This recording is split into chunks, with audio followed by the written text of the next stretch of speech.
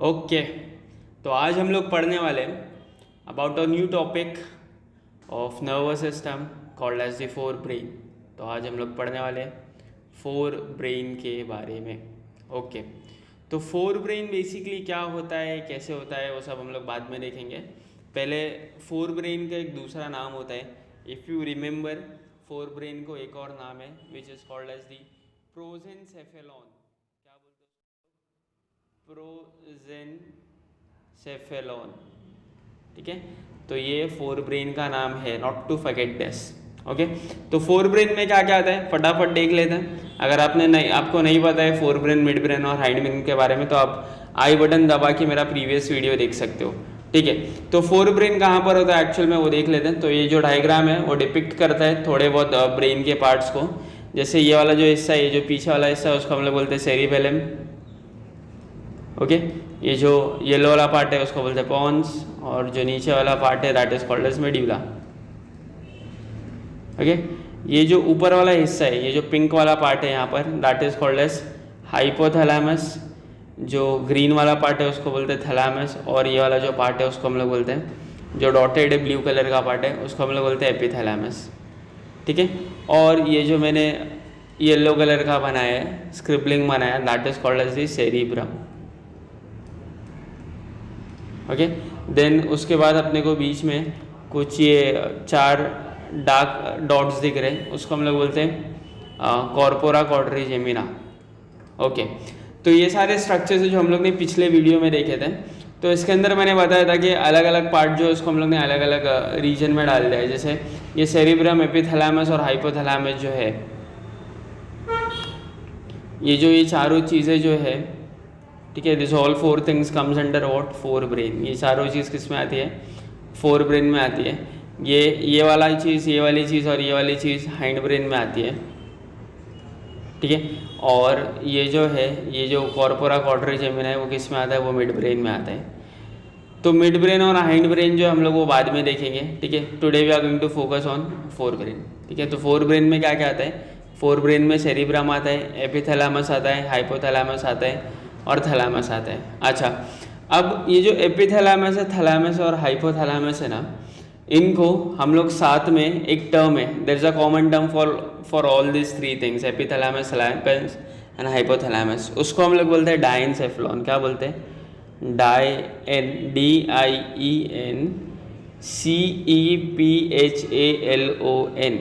समझ में आया? तो एपिथैलेमस, थैलेमस और हाइपोथैलेमस को साथ में हम लोग क्या बोलते हैं? डाइनसेफेलॉन। तो अगर मैं पूछता हूँ what does forebrain consist of, तो तुम लोग क्या बोलेंगे? Forebrain consist of cerebrum, ठीक है, एंड इट कंटेन्स डाइनसेफेलॉन। चलो, okay, so start studying about forebrain. तो forebrain basically contains two parts. Forebrain के अंदर कितने पार्ट्स होते हैं? दो पार्ट्स होते हैं। ठीक है, तो जो सबसे पहला पार्ट है that is called as the cerebrum, CEREBRUM. Okay, so cerebrum, not cerebellum. Okay, not to get confused in this. So the first part of the forebrain is called as the cerebrum. Second part को क्या बोलते हैं? Second part is called as the diencephalon, DIENCEPHALON. Okay, तो ये हो गया हमारा diencephalon. इसको ओके, और अगर मैं पूछूँ डाइनसेफेलॉन में क्या क्या आता है, सो बहुत ही ईजिली आप लोग बोल दोगे सर थैलेमस, हाइपोथैलेमस और epithalamus. So this all parts come under what? They come under diencephalon. ठीक है, तो forebrain is divided into two parts, cerebrum and diencephalon, and diencephalon consist of thalamus, hypothalamus and epithalamus. ये शायद ये वाला जो part है वो थोड़ा लंबा हो गया, पार्ट लंबा नहीं हो गया। एक्चुअल में जो हमारा फोर ब्रेन है वो दो पार्ट्स में नहीं, तीन पार्ट्स में डिवाइडेड है। फोर ब्रेन के कितने पार्ट होते हैं टोटल? तीन पार्ट होते हैं। अब तीसरा पार्ट किधर है? तीसरा पार्ट कौन सा पार्ट आएगा? ये ब्रेन का ना साइड व्यू है, मतलब ये जो ह्यूमन बीइंग है ना उसका फेस ना इस तरफ है, इफ़ यू सी। ठीक है, इधर उसकी आंखें हैं, समवेयर ओवर हियर। ठीक है, तो ये उसका साइड व्यू है। अगर हम लोग ब्रेन को नीचे की तरफ से देखेंगे ना, अगर हम लोग ब्रेन को कहाँ से देखेंगे? हम लोग ब्रेन को नीचे की तरफ से देखेंगे तो हम लोग को ना यहाँ पर नीचे की तरफ will find something like this. हम लोग को कुछ ऐसा दिखेगा। ब्रेन के लोअर हिस्से में ठीक है। तो ब्रेन का जो लोअर हिस्सा होता है वहाँ पर हम लोग को एक स्ट्रक्चर दिखता है। दिस स्ट्रक्चर, ये जो स्ट्रक्चर है उसको हम लोग बोलते हैं ऑल फैक्ट्री लोब। क्या बोलते हैं स्ट्रक्चर को? All factory lobe.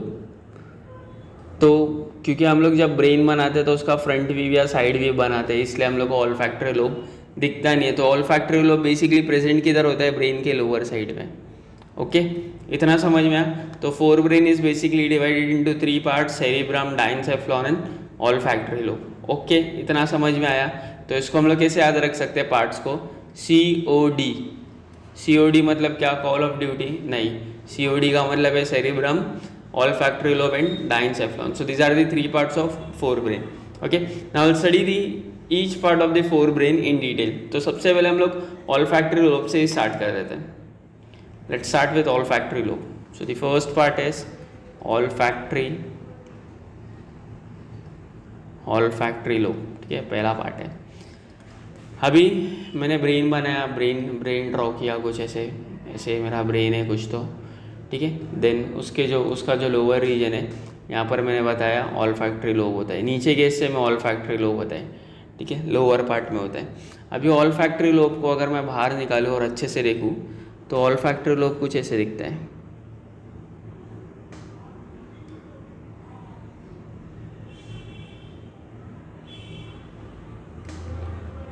और बीच में से कनेक्टेड होता है। So this is how the olfactory lobe looks, ठीक है। So this is a simple diagram of olfactory lobe, ठीक है। तो ऑल्फैक्टरी लोब कुछ ऐसा दिखता है।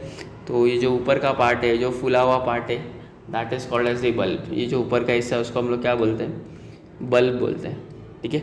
और जो नीचे का जो दुबला पतला सा हिस्सा है उसको हम लोग बोलते हैं ट्रैक्ट। तो ऊपर का हिस्सा बल्ब और नीचे का हिस्सा ट्रैक्ट। तो अपने पास क्या होता है? 2 ऑल्फैक्टरी लोब होता है, ओके। तो first and second. So how many olfactory lobes we have? So we have 2 olfactory lobes, और we can say we have a pair of olfactory lobe. इतना समझ में आया? It has 2 parts, there are 2 parts of olfactory lobes, ठीक है। ऊपर का हिस्सा is called as the bulb and the नीचे का हिस्सा is called as the tract. इतना समझ में आया? इतना क्लियर है?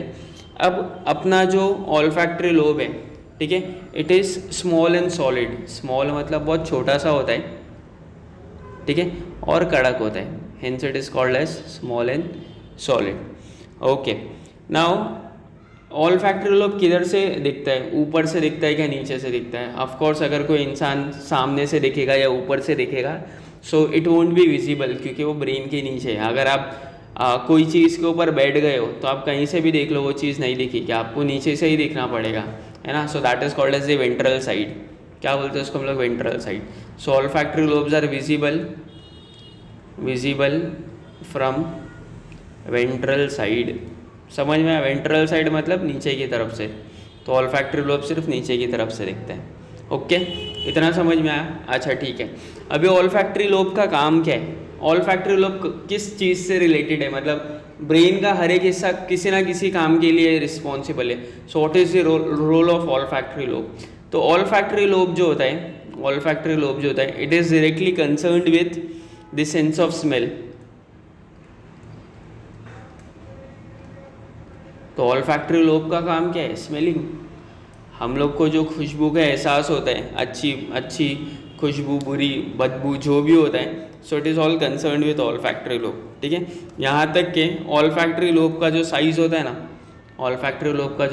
That determines your strength of smell. जैसे डॉग्स में ऑल्फैक्टरी लोब बड़ी होती है, ठीक है, जिसकी वजह से दे कैन स्मेल, उनका जो स्मेलिंग पावर है बहुत अच्छा है। ह्यूमंस में ऑल्फैक्टरी लोब थोड़ी छोटी होती है, इसलिए हम लोग बहुत सारी चीज़ों को बराबर से सेंस नहीं कर पाते, स्मेल नहीं कर पाते, ठीक है। तो क्या होगा? अगर ऑल्फैक्टरी लोब छोटा रहेगा किसी का, ठीक है, अगर ऑल्फैक्टरी लोब क्या रहेगा? स्मॉल रहेगा, छोटा रहेगा, तो उसका जो सेंस ऑफ स्मेल है वो कम हो जाएगा, तो स्मेलिंग कैपेसिटी कम हो जाएगी उसकी। सो स्मेलिंग कैपेसिटी विल रिड्यूस, ठीक है। सो आई होप इतना समझ में आ गया ऑल्फैक्टरी लोब के बारे में। अब जैसे हम लोगों को मालूम है diencephalon consist of 3 things. Diencephalon में क्या क्या आता है? 3 चीज़ आती है। कौन सी 3 चीज़ आती है, क्विकली देख लेते हैं। पहला आता है थैलामस, दूसरा आता है हाइपोथैलामस और तीसरा जो आता है वो एपिथैलामस आता है। So this 3 things combine to form diencephalon. Okay, अभी बेसिकली डाइनसेफ्लॉन होता किधर है? अगर हम लोग वो डायग्राम देखें वापस से, अगर हम लोग वापस से डायग्राम देखें, कहाँ क्या हमारा diagram, where is our diagram, ठीक है। तो अगर ये हम लोग डायग्राम देखें तो जो हमारा ये वाला जो हिस्सा है डाइनसेफ्लॉन की, अगर मैं बात कर रहा हूँ मतलब मैं इसकी बात कर रहा हूँ, डाइनसेफ्लॉन की बात कर रहा हूँ मतलब I am talking about this region, ठीक है। So where exactly diencephalon is located, diencephalon की लोकेशन की तरफ है, it is located above the mid brain. किधर पे प्रेजेंट है वो? मिड ब्रेन के ऊपर। देखो ये ऑरेंज डॉट जो है वो मिड ब्रेन है, तो मिड ब्रेन के ऊपर क्या रहता है? डाइनसेफ्लॉन प्रेजेंट रहता है, ठीक है। सो लिख लेते हैं, what is the location of diencephalon? It is located above the mid brain. So it is above the mid brain, mid brain के ऊपर होता है।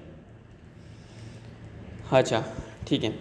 अब जो 3 पार्ट्स अपने पास, थैलामस, हाइपोथैलामस और एपिथैलामस, उसका ना हम लोग अलग अलग फंक्शन देख लेंगे। What are their functions, quickly will see that. So now talking about epithalamus, हम लोग एपिथैलामस से स्टार्ट करते हैं।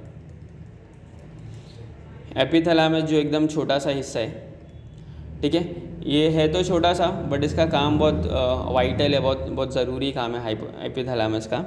एपिथैलामस जो है ना वो 2 हार्मोन सीक्रेट करता है। एपिथैलामस क्या करता है? 2 हार्मोन सीक्रेट करता है। एक का नाम है सर्टोनिन और एक का नाम है सर्टोनिन।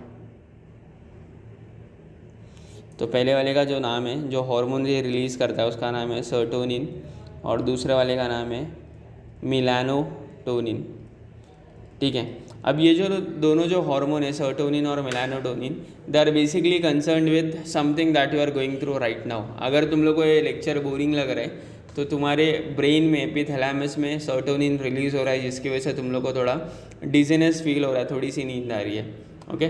सो जो फीलिंग ऑफ कंफर्ट होता है, रिलैक्सेशन होता है, जो प्लेजर होता है, that is due to the hormone serotonin and melatonin which is secreted by epithalamus. समझ में आया?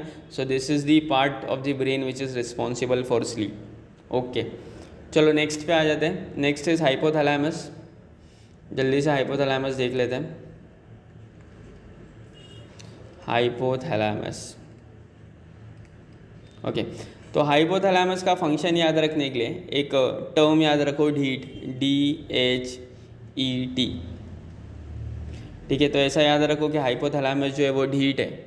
ढीट का मतलब मालूम है आप लोगों को? ढीट मतलब जिद्दी टाइप, ठीक है। D का मतलब है यहाँ पर ड्रिंक, H का मतलब है हार्मोन, ठीक है। E का मतलब है ईट और T का मतलब है टेम्परेचर। तो ऐसे याद रख सकते हैं, ठीक है। अभी जब मैं ड्रिंक और ईट की बात कर रहा हूँ, ड्रिंक और ईट की बात का मतलब है the hypothalamus is concern for drinking and eating. जो हम लोग को भूख और प्यास लगती है, that is related to hypothalamus, okay. So the urge to drink and eat, वो जो हम लोग को भूख और प्यास लगती है, that is controlled by your hypothalamus, okay. इतना समझ में आया? It releases one hormone, okay, and it is also responsible for your body temperature, maintaining body temperature. जो हम लोग को बुखार आता है, हम लोग की बॉडी ठंडी पड़ जाती है, so that is in the control of hypothalamus, okay. Now quickly will see the function of thalamus and then will be done with our cerebrum, the forebrain, okay. Now will come to thalamus. अच्छा, हम लोग सब बहुत सारे malls में घूमे हुए, infinity, in orbit, बहुत सारे मॉल्स में गए हुए। आपके एरिया में कोई अलग मॉल होगा। तो समझो अगर मैं फर्स्ट टाइम कोई नए मॉल में गया, मुझे कुछ भी नहीं पता है वहाँ पर क्या है कैसे है, तो मैं सबसे पहले रिसेप्शन पे जाऊँगा और पूछूंगा कि जो फूड कोर्ट है वो कहाँ पर है, क्योंकि मुझे कुछ खाना है। तो मुझे गाइड करेगी कि आप सीधा ऊपर चले जाओ, फर्स्ट फ्लोर पे है ना, वहाँ पर फूड कोर्ट है। तो रिसेप्शनिस्ट का काम क्या होता है? वो हम लोग को गाइड करते हैं कि अंदर कहाँ पर जाना है, ठीक है, और कौन सी जगह कहाँ पर है। सेम तरीके से अगर मैं बाहर आता हूँ और मैं भूल जाता हूँ कि गेट किधर था, तो मैं वो रिसेप्शनिस्ट को वापस से पूछ सकता हूँ I can ask that person के गेट के बाहर कैसे आना है, तो मेरे को बताएगा, ठीक है। तो जो रिसेप्शन पे इंसान बैठा रहता है उसका काम क्या होता है, वो गाइड करता है अंदर से आने वाले लोगों को और बाहर जाने वाले लोगों को, ठीक है। सेम तरीके से कुछ फंक्शन है थैलेमस का, थैलेमस का भी कुछ ऐसी काम है। ये मेरा ब्रेन है, ठीक है, और ये बाकी का शरीर है, this is the remaining part of the body, ठीक है। अब there are certain signals which are going from body to your brain and there are certain signals which are coming from your brain to your body, okay। अब ये जितने भी signals होते ना, they pass through an organ which is called as the hypothalamus। ये signal कहाँ से पास होते हैं, हाइपोथैलेमस से पास होते हैं, और हाइपोथैलेमस क्या करता है, गाइड करता है उन सिग्नल्स को कि तुमको बॉडी के कौन से पार्ट में आना है या तुमको ब्रेन के कौन से पार्ट में आना है। Hence thalamus is called as the relay centre. थैलेमस को क्या बोलते हैं हम लोग, रिले सेंटर बोलते हैं, ठीक है। सो जितने भी इम्पल्स होते हैं, जितने भी सिग्नल्स होते हैं, सबको थैलेमस से पास होना ही है, ठीक है। So all impulses passes through it, all impulses passes through it, okay. So I hope इतना समझ में आया होगा आप लोगों को, okay. So that was all about forebrain. तो फोर ब्रेन यहाँ पर ख़त्म हो गया है।